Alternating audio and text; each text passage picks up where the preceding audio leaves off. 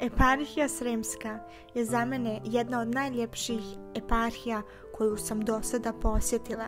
U ovoj eparhiji se nalazi više od 20 manastira. Najinteresantniji manastiri ove eparhije se nalaze na Fruškoj gori. Fruška gora je za mene kao mala sveta zemlja. Jedan veoma značajan duhovni centar Srbije.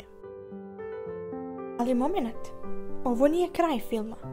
Ajde da se vratimo unazad i da počnemo film iz početka.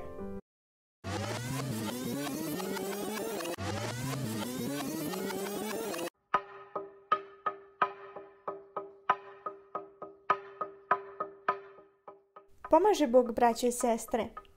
U ovome filmu ćemo pokazati pravoslavne svetinje eparhije Sremske.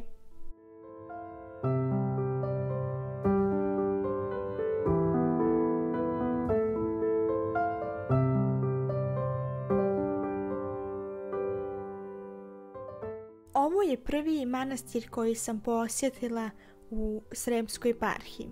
To je manastir Privina glava. Manastir Privina glava je ženski manastir i posvećen je svetim arhangelima Mihailu i Gavrilu. Ovaj manastir je dobio ime po osnivaču vlastelinu Privi iz 12. vijeka. Po narodnom predanju kaže se, stariji ljudi iz ovog mjesta pričaju da su čuli da je despot Srbije Vuk Branković dao na malu sumu novca za gradnju ove crkve i manastira. Trebalo je da bude glavniji u Sremu kojim je tada Branković vladao, budući da je bio pravoslavni i on i njegovi prethodnici i nasljednici. Pošto su gradili s novcem pobjegli, lopovi su ih na narečenom mjestu ubili. Potom je mjesto nazvano Privina glava, to jest pribijena glava.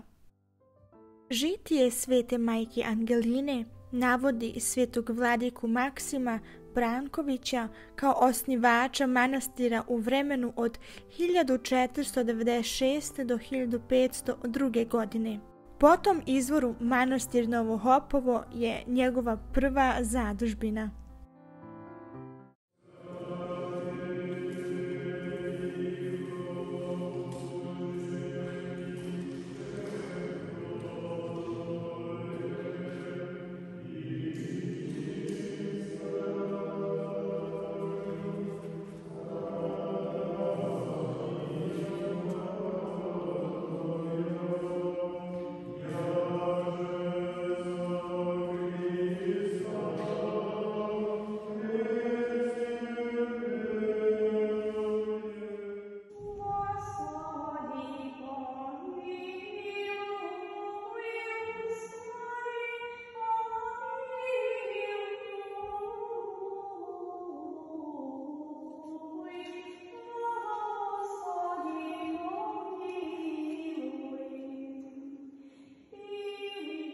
U ovome manastiru se nalaze mošti svetog velikomučenika Teodora Tirona.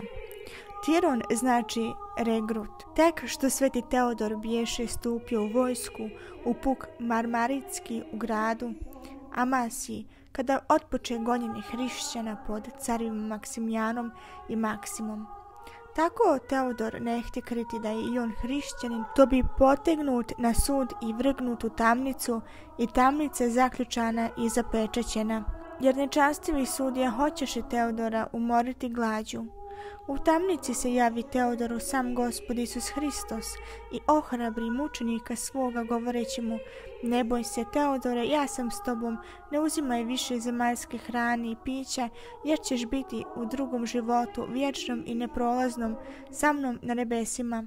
U tome se javi mnoštva angela u tamnici i sva tamnica se osvjetli presjajno i stražari tamnički vidješe angeli u bijelo odevene i vrlo se uplašiše.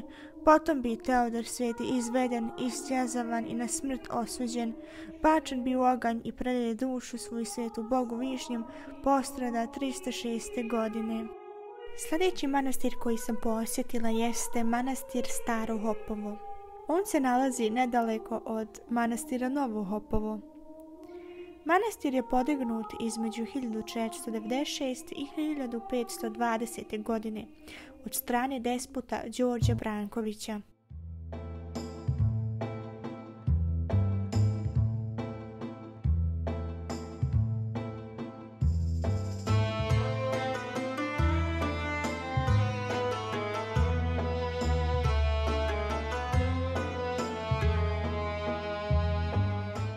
Posljednjih godina manastir je dosta obnovljen i obnavlja se i dalje.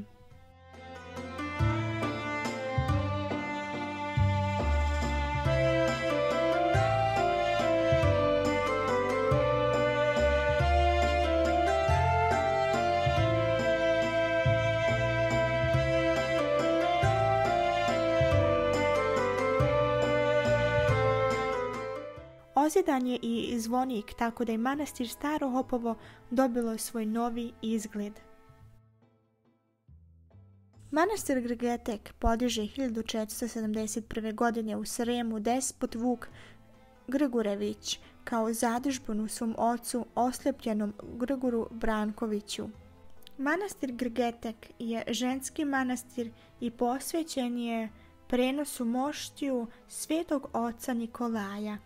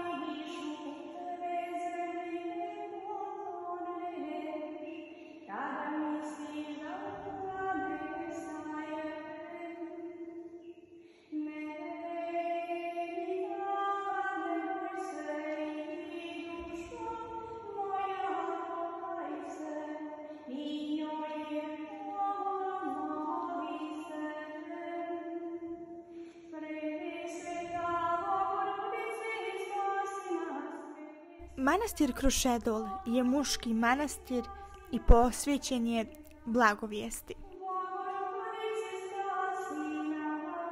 Manastir ima ogroman park i mnogo je lijepo urađen. Nisam dobila blagoslov da snimam unutrašnjost manastira i unutrašnjost manastirske crkve, tako da vam taj dio ne mogu pokazati. Mogu vam samo reći da je manastir mnogo lijep i da je vrijedan da se posjeti. Ovo je manastir Velika Remeta i nalazi se u istočnom dijelu Fruške gore. Manastir je posvećen Svetom Dimitriju. Manastirski konaci opkoljavaju manastir sa sve 4 strane, tako da liči na tvrđavu. U manastiru se nalazi čudotvorna ikona Presvete Bogorodice sa Hristom i prorocima iz 1678. godine.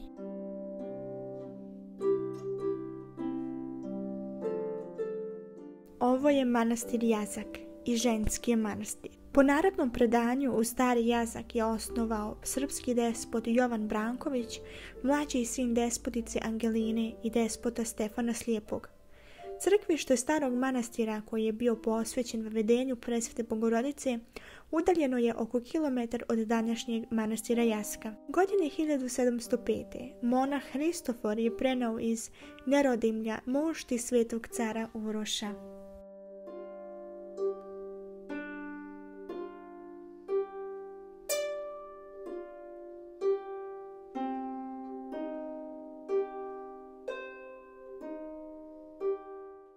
Ovo je manastir Remeta i ženski je manastir.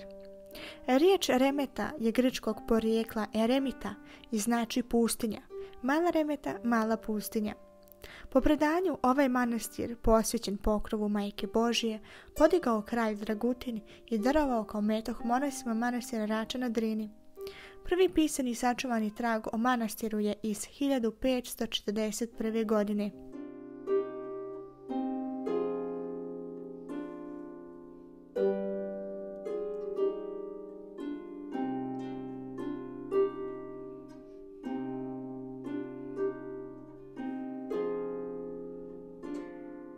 U hramu se čuva od čestica moštiju svetog novomučenika Đorđa Kratovca. Mošti su pronađene 60. godina prošlog vijeka u jednoj od cjelivaonica. Sveti mučenik Đorđe Kratovac je porijeklom Srbin iz grada Kratova. Mali Đorđe biješe po zanatu kujundžija, a po srcu i dušu uvjereni i bogomolni hrišćanin. Tek mu biješe 18 godina kada ga Turci htjedoše poturčiti, no Đorđe ostao u vjeri tvrd kao dijamant. Tada ga Turci mučiše mnogim ljutim mukama i naizad ga spališe živa na lomači. Postrada za lijepu vjeru Hristovu 24. februara 1515. godine u Sofiji za vrijeme sultana Selima. Još tada napisano je njegovo življe najprije u Sofiji, poslije i u Rusiji. Proglašen je i za sveca, pored svetog igumana Pajsija, svete Zlate Meglenske i đakona Avakuma, spada u red najpoznatijih novomučenika među Srbima pravoslavne vjere. Srpska pravoslavna crkva ga proslavlja 24. februara.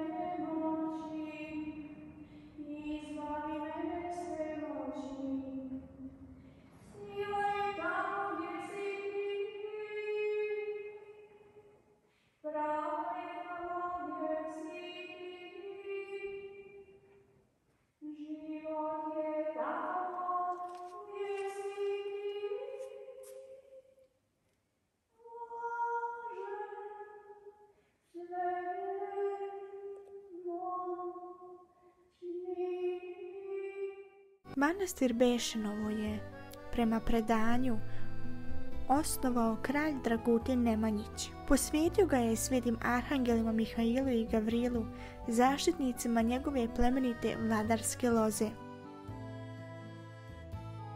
Stoga je Bešanovo jedini manastir na Fruškoj gori, čiji nastanak se vezuje upravo za svetu lozu Nemanjića. Ostali su, kao što je poznato, mahom nastali u vrijeme posljednjih srpskih despota Brankovića, plemenite loze koja je također kanonizovana u našoj svetoj crkvi. Nažalost, manastir Bešanovo je u Drugom svjetskom ratu potpuno uništen. Uz blagoslov njegovog preosveštenstva episkopa Sremskog gospodina Vasilija i bratstva manastira Bešanovo, Bešanovo se ponovo izdiše ka nebesima iznad svete Fruške gore. Manastir Beočin je jedan od najposjećenijih manastira na Fruškoj gori. Nalazi se u blizini sela Beočin, nedaleko od Novog Sada. U manastirskoj crkvi se nalazi čudotvorna ikona Majke Božje Beočinske i mošti i svetog vladike Vrnave Nastića. Ovo je manastir Rakovac. Manastir Rakovac je muški manastir i posvećen je svetim vračima i besrebrenicima Kozmi i Damjanu. Prema legendi, manastir je dobio ime po ktitoru, blagočestivom i hristoljubivom gospodinu Raki, Raji.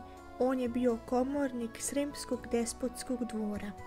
Kaže se da je manastir Rakovac podignut krajem 15. vijeka. Međutim, prvi zvanični dokument o manastiru Rakovac datira iz 1546. godine.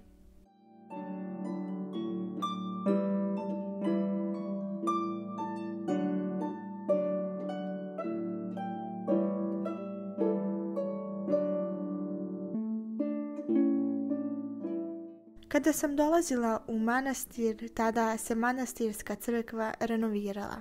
Mogu vam sa radošću reći da je bratstvo manastira nedavno počeo sa proizvodnjom svojih voštanih svijeća i njih možete da kupite direktno u manastiru.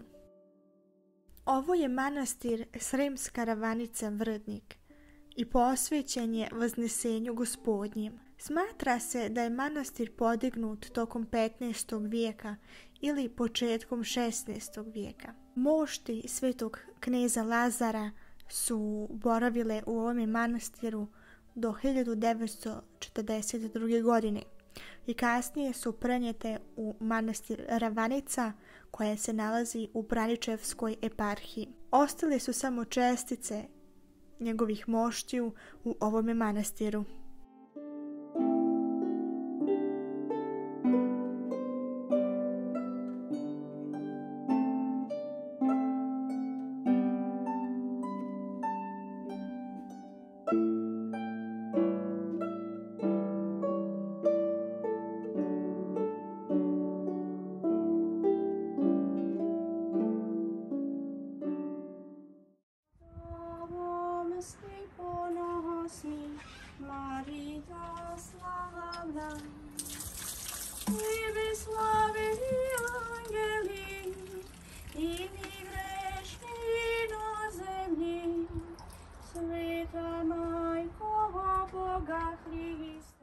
Ovo je manastir Vranjaš i istovremeno najmlađi fruškogorski manastir, jer je podignut 2014. godine.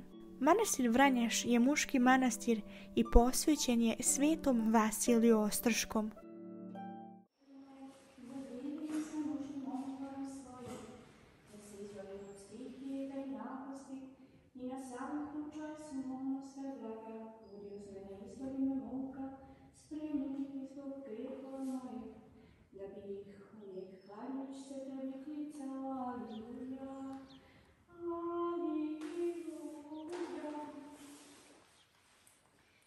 Svetla nam Mati, prečista Gospođo, Divo.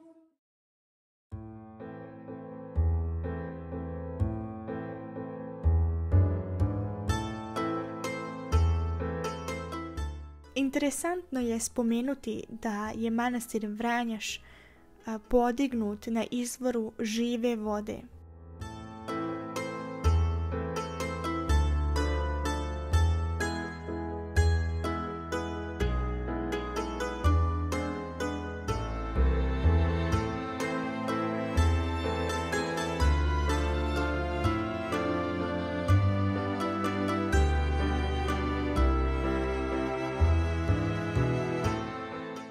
Manastir Šišatovac sa crkvom posvećenom rođenju Presvete Bogorodice smješten je na zapadnom dijelu Fruške gore. Osnovao ga je 1520. godine žički iguman Teofil sa monasima Ilarijanom i Vaserijanom.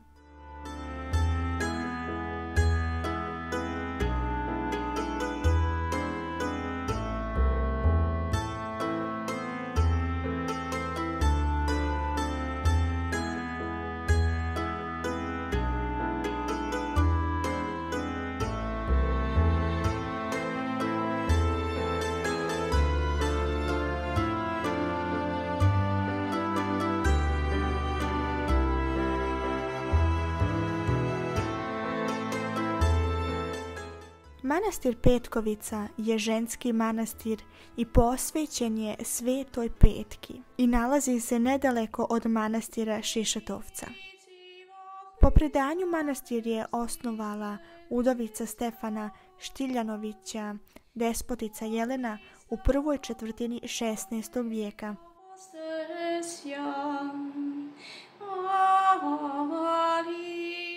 Crkva je do danas zadržala prvobitni izgled. Jedino je drveni zvonik u drugoj polovini 18. vijeka zamijenjen zidanim.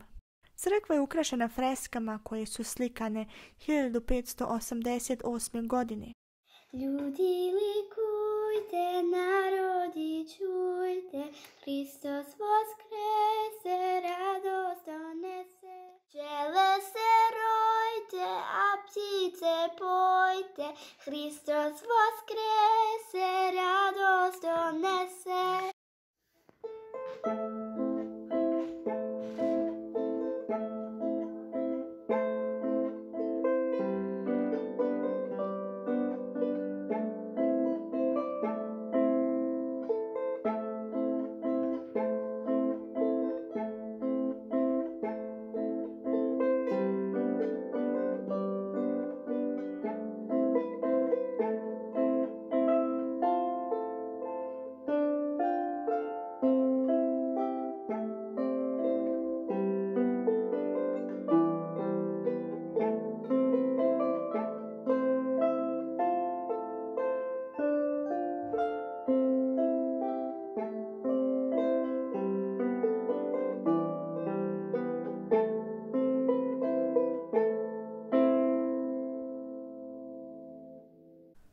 Manastir Kuveždin je muški manastir i nalazi se na jugozapadnom dijelu Fruške gore u blizini mjesta Divoš.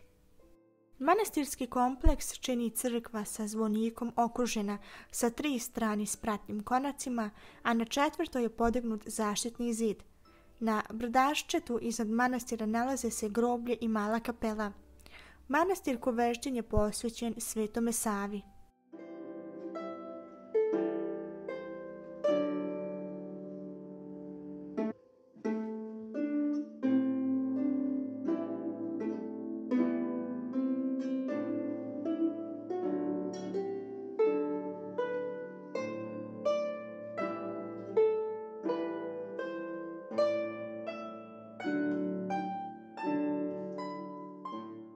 Ovo je manastir Đipša, istovremeno i zadnji manastir koji sam posjetila u eparhiji Sremskoj. Manastir Đipša je ženski manastir i posvećen je Svetom Nikoli.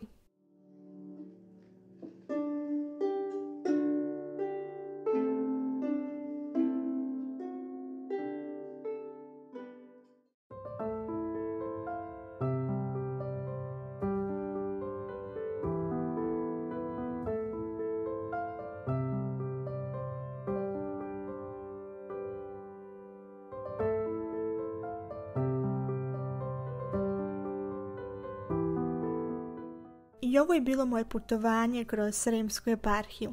Nadam se da vam se dopalo.